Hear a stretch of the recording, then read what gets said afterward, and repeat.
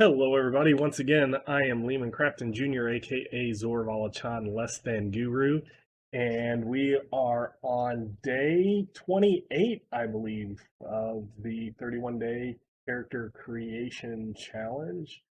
I'm just thinking, yes, 28 days. So 28, 29, 30, 31. Four more, including this one, and then I am done with these. I probably will not be doing another 31-day challenge. It has taken its toll on me, a lot of time and effort of making characters. Although I have enjoyed it, I have enjoyed looking back on a lot of old games that I've played, both that I've liked and that I haven't liked. And thoughts have changed on certain systems that I really liked and disliked, and others I found out that I didn't like them. But then when I looked at actually made a character and looked at the core mechanics of the game, the core mechanics don't seem bad. It's just the setting or something like that is something that I wasn't happy with. So that's always an interesting thing. So we're going to be doing Star Trek Next Generation role-playing game, core game book. This was by Last Unicorn Games. This was published in 1998, and I'm not quite sure when I got this. I do know very soon, and apparently I just read online. This series only lasted for a couple of years. Basically, they wanted to do kind of the original series, and at the time, Deep Space Nine and Voyager. But I believe they released Voyager. I'm not sure if they released the original, but before they were able to release they released Deep Space Nine. I'm not sure about the original. Right before they were going to release Voyager, Paramount pulled the plug. Last Unicorns got bought out by Wizards of the Coast, and I'm not sure if that has something to do with it or not. But it is interesting that they had it for about 2 years, and then Paramount pulled the license. I remembered looking at this, and one of the habits I have, and it's probably a bad habit, is I will skim through a book, but I think a lot of people do. If I enjoy the book, then I will go through it and read it in detail, much like I did with Edge of the Empire and Age of Rebellion, Force of Destiny, those FFG um, Star Wars games. This one I remember thumbing through, and the pictures and everything are very beautiful, just like those Fantasy Flight games, even though this was done, like 15 years before. Full color pages, nice photographs of the things in the TV series. They do have a few like artist things, like they'll have photos, stills from the show, but then every once in a while you get just something that was drawn, which isn't great, but it isn't bad either. It kind of gets across what you're looking at. But it has, I guess that's a lot of white space there, but that's nitpicking. Everything looks nice. The book, I haven't used it. I've never played it, but it is nice, sturdy, um, and it doesn't seem like it is going to fall apart. Um, as I've mentioned in previous episodes, I guess you could say, of this, I, for 14 years, worked at a warehouse for textbooks, and mainly for textbooks, but for books, both used and new.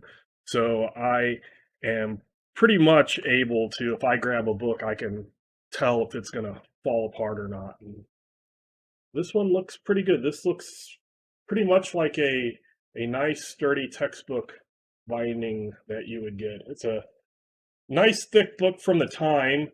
Um, Thick books now are like that thick, but back in the day, this would be considered a pretty hefty book.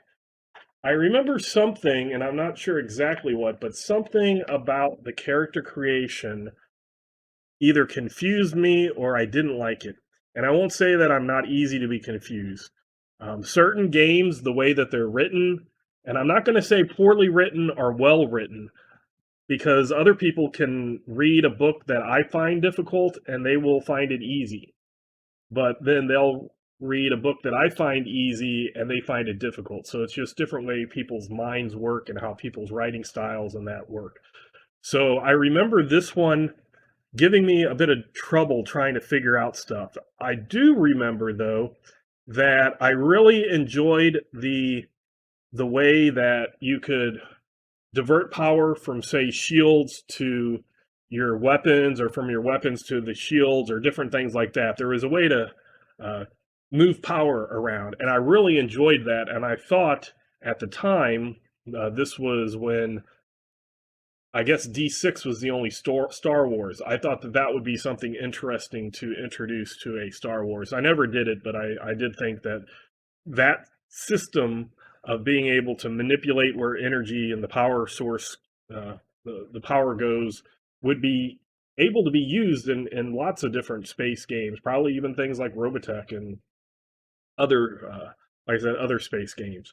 So I do want to say that I was almost not going to do this because it confused me back in say the late 90s to 2000, because I'm not sure if I got this as soon as immediately after it was published, but it was pretty close because I remember it being really close to when it got either it might have actually been around 2000, and I went and looked it up and it's like they were already no longer able to publish because the licensing had been taken away from them. But I remember it was around that time.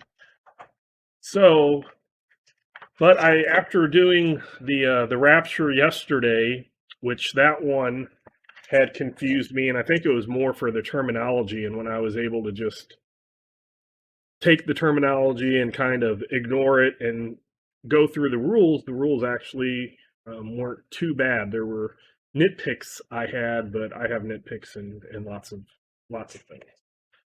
So I actually opened it up right to the page, character creation process. So, and I do remember it was something like you could either just pick a template or you could um, choose an overlay. So it says choose it, or no, sorry, it says if none of the archetypes match the sort of character you want to play, you can create your own character from scratch using the 4-step process outlined here.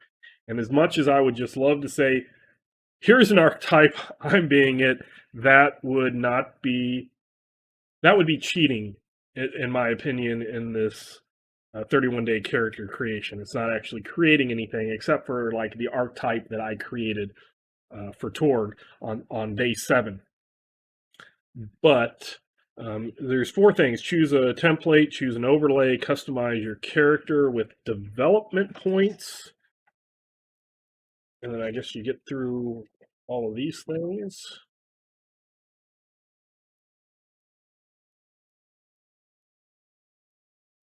Um, 4-step process, and they only give me 3 steps.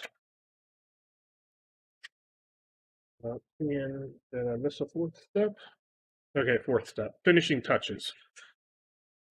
So I will say something like that throws me off. I was able to figure it out now. It wasn't difficult, but when I get 4 steps, I want all those 4 steps. If they're not on the same page, I want them next to each other. I don't want them broken apart by some other game mechanics when I'm in the middle of my 4 steps.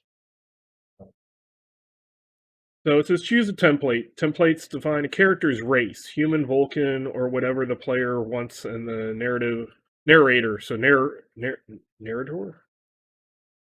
narrator is willing to allow in his game. The template provides the basic attributes and skills of the average members of the species. So that's straightforward. You pick what you want to be, and this is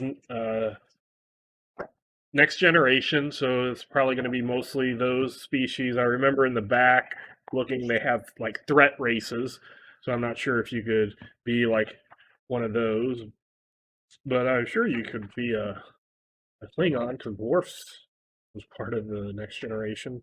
But you can have a Andorian, a Vulcan, and these are ones that look more like character art rather than straight from Betazoid, Tellarite. human, but I think these might be the full thing because they actually have like human command officer, Boolean operation manager officer. Centaur. Huh, they don't have. Well, that if that's let's look if we can get the template. Okay, so here's the templates. So these they call races templates, but then these are archetypes. Okay, so that's to me archetype and templates are almost exactly the same. Like old Torg had templates, new Torg has archetypes. The only difference is the archetypes have everything completely filled in. So I guess that's similar, but calling why can't you just call it race or species or something like that? Calling it a template is strange. And I'm sorry if I'm seem to be on a real rant. It's just these are the things that like when I read and I have to process, so I'm just doing it out loud and sometimes it seems negative, but it's just me trying to reinforce that. If I say that a few times, I will remember that these are archetypes and races are templates. So looks here like they have a attribute scale from 0 to which is non-existent to 5 which is legendary, so it's a short range with 5 being like super good. Just looking at this person has like a 3 and everything and 0 in psi. This one has 2s and 3s, 2s and 3s, 3s and 2s. This one actually has a 4 in intellect. And they're not, at least the templates are not in alphabetical order. So, okay, so I guess I might have to come back to here to figure out what the attributes that are. So step 1 is the template. So now that you have a character concept, so but they didn't ask me about that. I'll probably be a human. Be a human or a Vulcan, probably, but maybe a human. That's what I have been kind of doing for most of these games. So the character sheet was only 1 page from the book, and it doesn't look too difficult. Those are nice areas to write. Even the let me just put a mark here. It's not too hard to see, so it's not super bad like a lot of those. And then if I erase, you can kind of see the eraser. But it's not as bad as those that have like the whole thing covered, like that Ars Magica one that I showed, which looked nice, but you just couldn't see anything on it. So this at least is a nice, clean character sheet, I would say.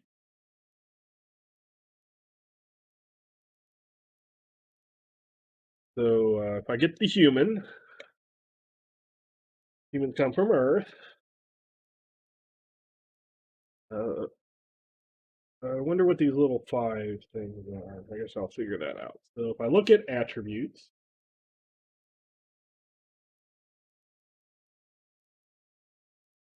oh,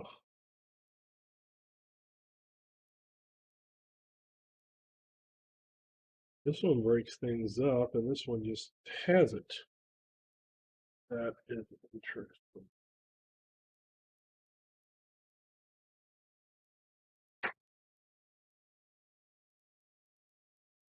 Now that you have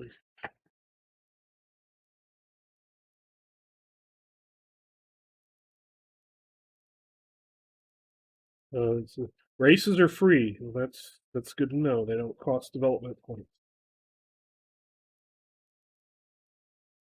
Every character possesses 5 basic attributes, and it looks like each one then has two sub ones. So that's like L5R or 7th C, second or first edition. So that's not anything No, the Seventh Sea didn't do that, but it's similar to L5R, which everything except for Void had was broken down into, and that's perfectly fine.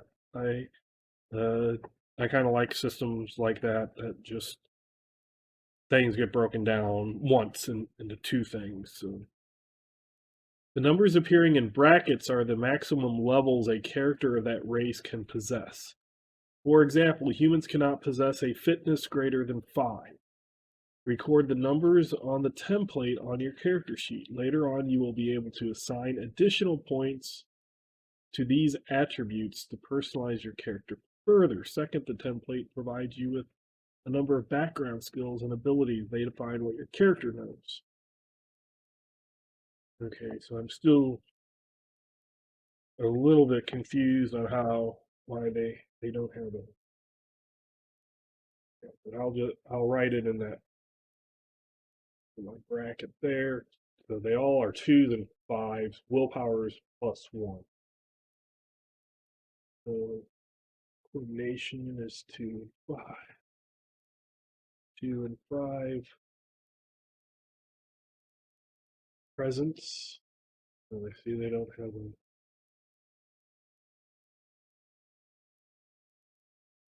a good place for that. Willpower is +1, it shows. And its I is 0.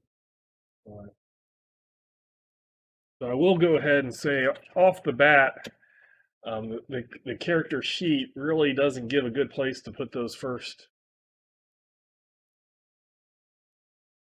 attributes. Over here, they got this really long area that you can put it in, but here they don't. And even here, the psi has like an extra. It's basically to make it the same size as that. I understand it, but they don't really give a place to. I forgot to put it to. Oh yeah, it's a 0. Okay, so then that was my attributes. Then I get skills. Any science. Then choose a specialization of 1.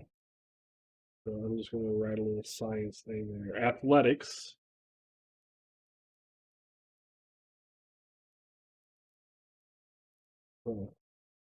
Choose a specialization. A little star next to that.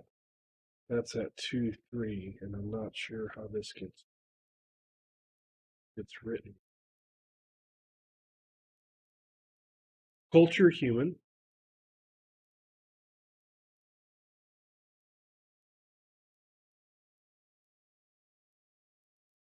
History human. Language. Federation standard 2. And world knowledge 1, 2. And then typical advantages, disadvantages, 2 extra courage points. So I see courage here. So again, the character sheet looks nice, but already I'm finding difficulty knowing where to put certain things. So that's not necessarily a good thing. And I don't know if they have any examples of an actual character sheet.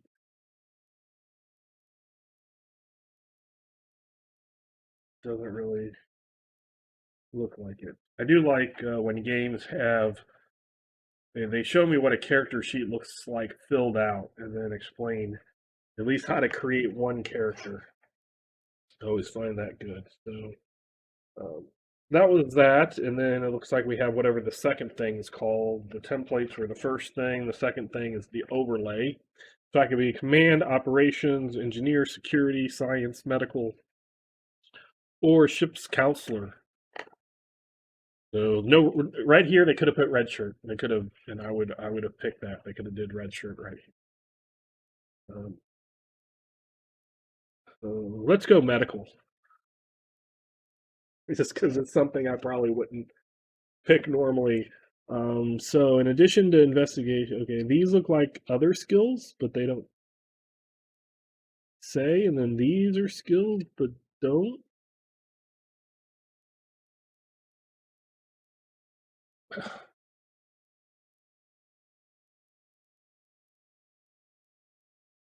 Overlays. Upon deciding on a template, choose an overlay.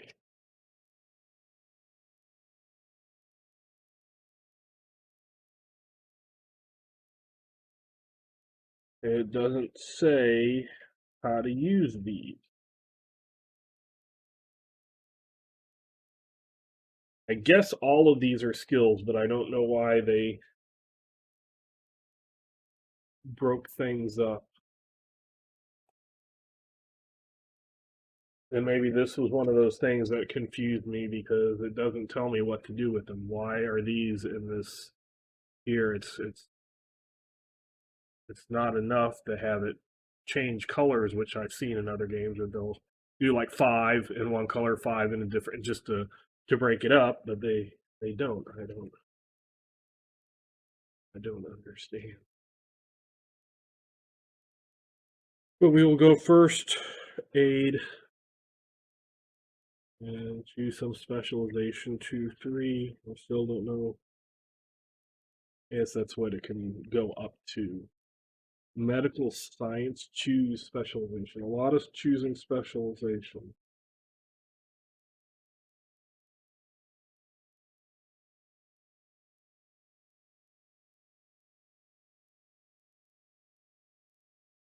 Personal equipment. Medical tricorder. At least that one gave me.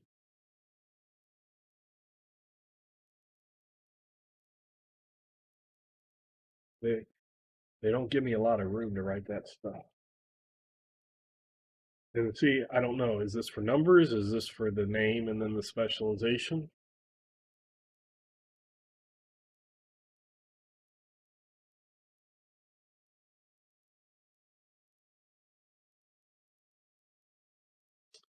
Chipboard systems, medical systems.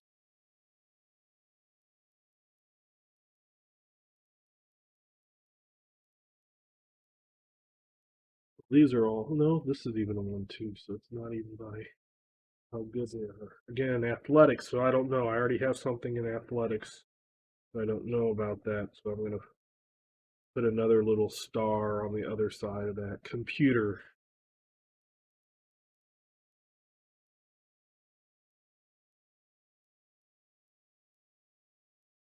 That's a 1-2, where the other athletics was a 2-3. So I'm not sure if those stack maybe or not. History. Federation. They're reading the skills. The skills are self-explanatory. Don't have a problem with the skills. The problem is I don't know how this fits on this character sheet.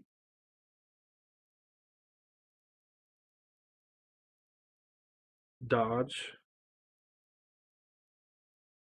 is just the one. Energy weapon phaser. 1, 2. I think I already wrote down the history fed. I kind of jumped ahead of myself. The language. Federation standard. So I already had that.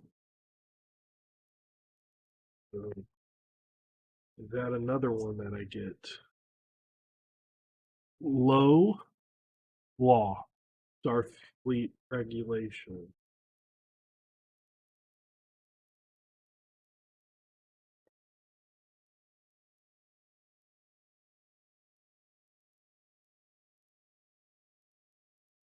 Planet-side survival.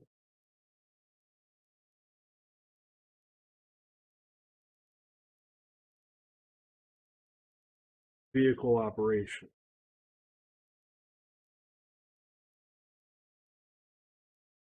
So again, these all make sense except for it doesn't tell me do things stack. I had a language that stacked and athletics that stacked. It doesn't tell me in that section. That's something that I would have wanted. Development point cost.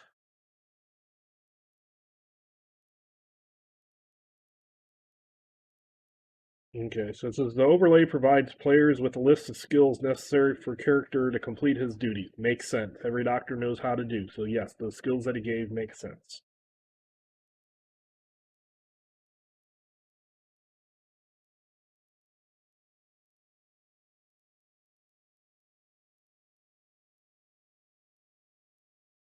Okay, overlays are free. Okay. First group of that profession. Those are the skills required to fill the position on the starship. Record the skills and skill levels listed on the overlay. So I guess these are ones that you have to fill that position. So maybe if you wanted to change from a counselor to a medical, you would have to make sure that you have these skills. Okay, it makes sense. But why put that after the overlay?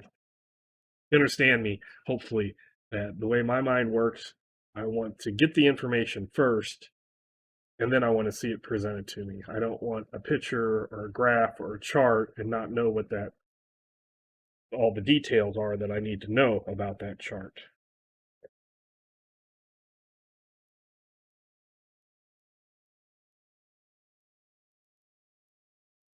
Okay, it tells me here there's like development points, and I understand that those are just your how you're gonna buy things, but it doesn't tell me how many I start off with yet. Background.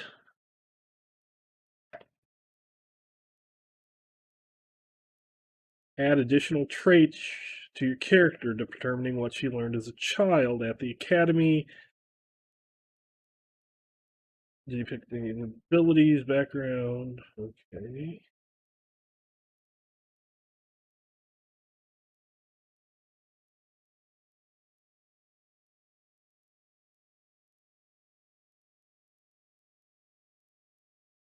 Okay, finally, again, what do I do if I get the same skill twice? I would have rather that be before all of those overlays.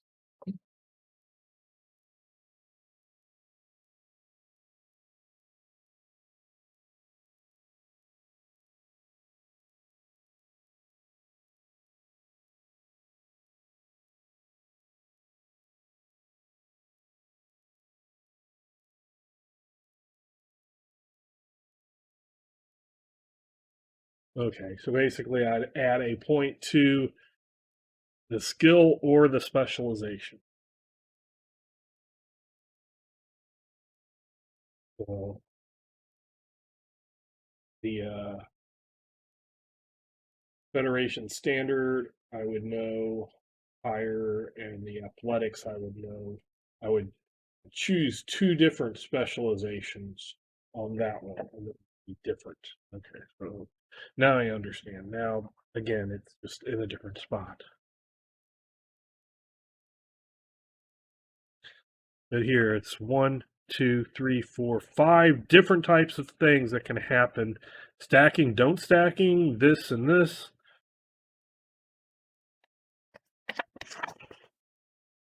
Background list. Advantages.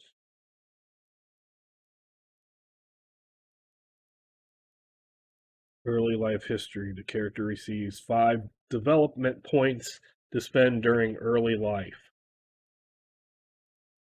And now I kind of probably remember what I was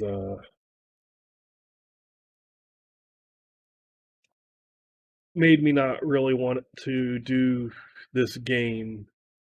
You got a template, you got that. Now you got to choose things for your early life, and then some other types of.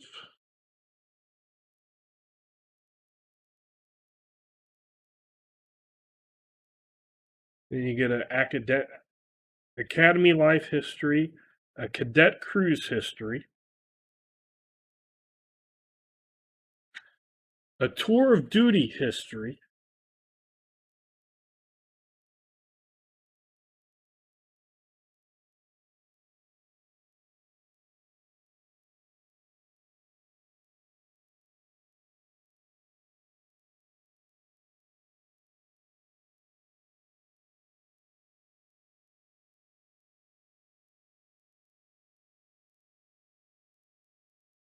Wow. So yes, my brain is shutting down. I will admit that. It's just, I'm sure a lot of people would like this detailed of a character creation, but for me, this would be something that I would break down into days because I want to be able to pick a race, pick a career, and get on with it. And it doesn't really matter if it's a level based system or a point based system. I can do all of that. But then when and even in certain games where then it's like, what is your profession? One of the Palladiums I did Beyond the Supernatural second edition had a profession that gave me my skills. This one, you pick a race, you pick a profession, basically a job on the starship. Then you go and you figure out your childhood and you get 5 points. And then you can spend each cost 5 points. Well, if I got 5 points, then I just pick one of these. So I could be a Starfleet brat, or orphan, or famous parents, or failed colony, academic upbringing. I'm a doctor. Let me say that I got failed colony, and therefore something disease affected that colony, and that made me want to be a doctor. Okay, so then I get one additional survival skill. See the box below. So one of these skills, okay, it does make sense. Add a 1 parentheses 2 +1 to vitality, edge, vengeful -1, or intolerant -1 of whomever the character blames for the failure, and alertness +2. So I get another survival skill. I'm just going to write survival and survive. I would pick one of these, maybe dodge, and get to up my other dodge, which before didn't tell me that that was a survival skill, unless that's just talking about here.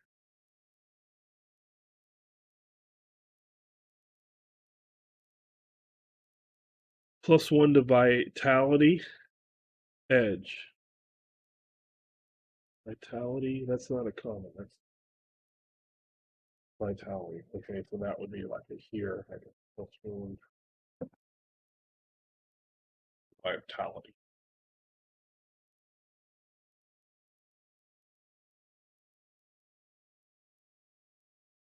Vengeful -1 or intolerant. I'll say vengeful. Is that a disadvantage? Is that an advantage?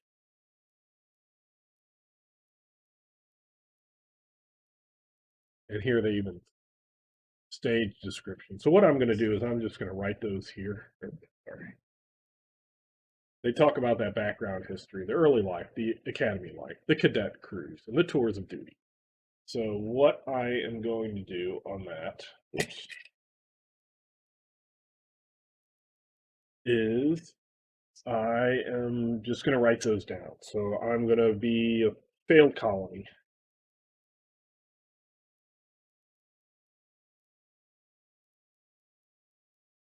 And then if I look at my academy life,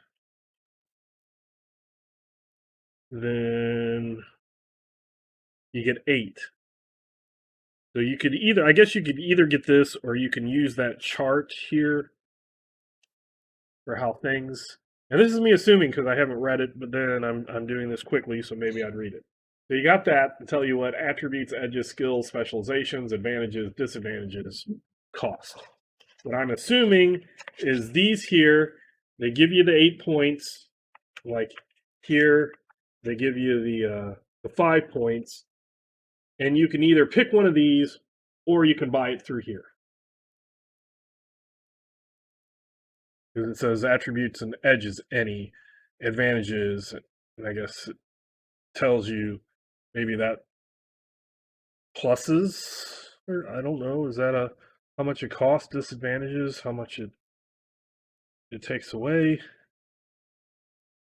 academic skills, those type of skills. So that's what I'm assuming. 'Cause even here it says universal background list. So they break it up, but I wish they would just say choose this or purchase things individually, something like that. I don't know. But I'll just pick these things. Academy life, exploration, EVA training, first contact training, intelligence training, advanced research engineering, intensive theoretical science program, Starfleet Medical Academy. That would be the one that I choose.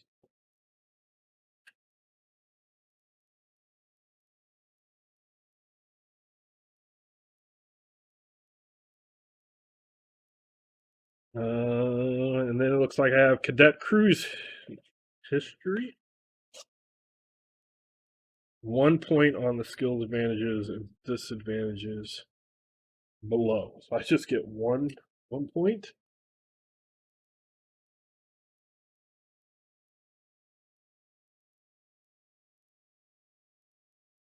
So I'm gonna go perception +1. Where's that at? Okay, right there. Perception. Um, yeah, basically your cadet cruise history gives you one point. And you spend it on one thing, and then you got your tour of duty there. So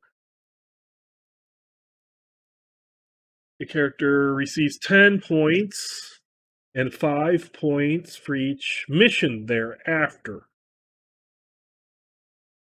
So I guess this is what you're doing. This is kind of you got assigned to the Enterprise, and that's what you do. And then as you develop in the future, every mission you get 5 more points. That's what I'm guessing. I could be completely wrong, but let me see what type of tour of duty packages: academy instruction, deep space exploration, diplomatic, hostile, medical. Um, Let me say that I was on a medical rescue mission.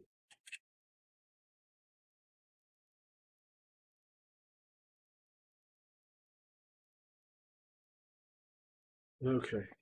So then what I would do is I would write down all of these things that it gives me depending on the tour of duty. This one I just had to pick one, this cadet cruise, but here I chose the medical academy. Here I chose the failed colony. So all I would do is write down those. Probably have way more things than I have spaces for. Figure out what those advantages and disadvantages were, because they really don't tell you, break it down. You have to kind of go down here and figure out what that is. But I'm not saying that's going to be super difficult. It's just going to be time consuming. Um, and then I guess that's it. And then here, so they talk about character creation and advanced character creation. I always appreciate that. The thing that is, I don't want to say difficult and I don't want to say irksome, but the thing that I appreciate is when a game has an official character sheet, like so, like so, and they explain it. Put this on the character sheet so I can see how to use that character sheet. Here I got 1, 2, 3, 4, 5, 6, 7, 8. 8 times 3 is 24 slots for skills. And if I look at skills here,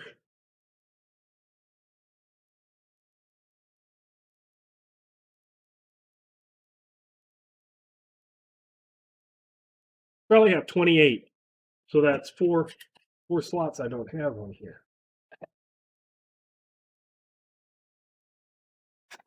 So, and then this would be just explaining everything. And again, I still don't understand what these things are for, why you have a thing in fitness, but not a space to write anything on, and stuff like that. But this would be one that I would have to read a few times probably to fully understand how things fit on that character sheet, how I'm supposed to use the character sheet. or if it's just the character sheet is not fully functional, I guess would be the thing. So I guess you get a rank. My species was human. Current assignment was medical, I guess, rescue. I guess that would be what the game master would tell you. Position is the med officer. Lehman is the player. Oh, rank have med officer. Is that a rank? Name. Um,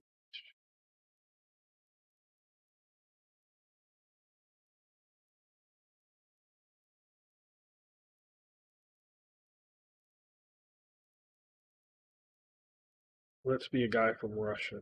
Let's be Ivan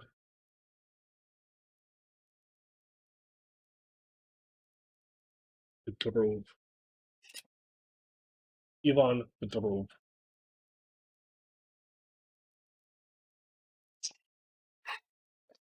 So I'm at 41 minutes. By the time I wrap up, it'd probably be closer to 45.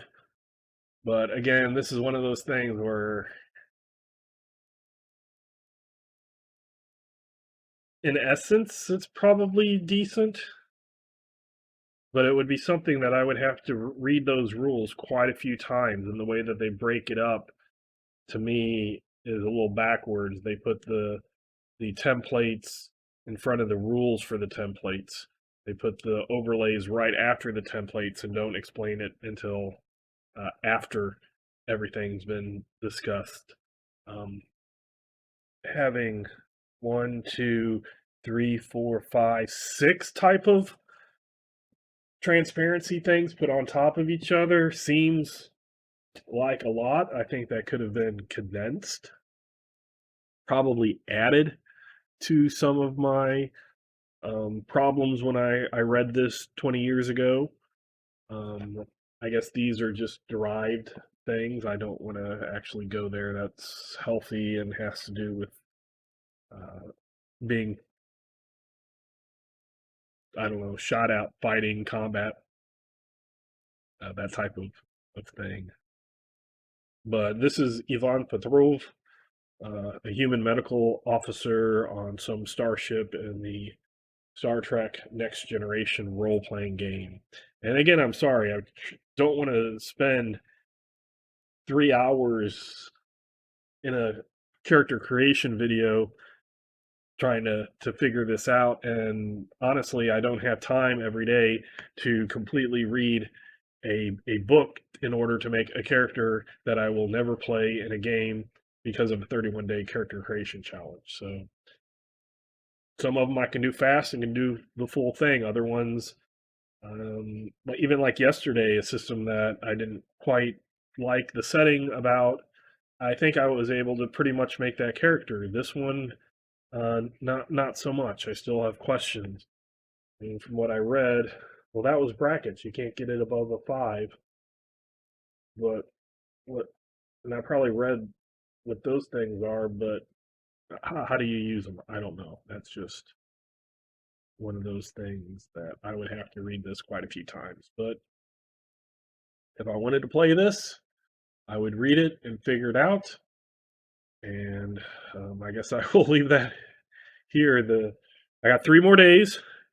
Those should be games that I actually know and understand a little bit better. So it should be able to hopefully make the character in those better. But for what it's worth, Star Trek: The Next Generation role playing game, 1998 was discontinued 2 years later.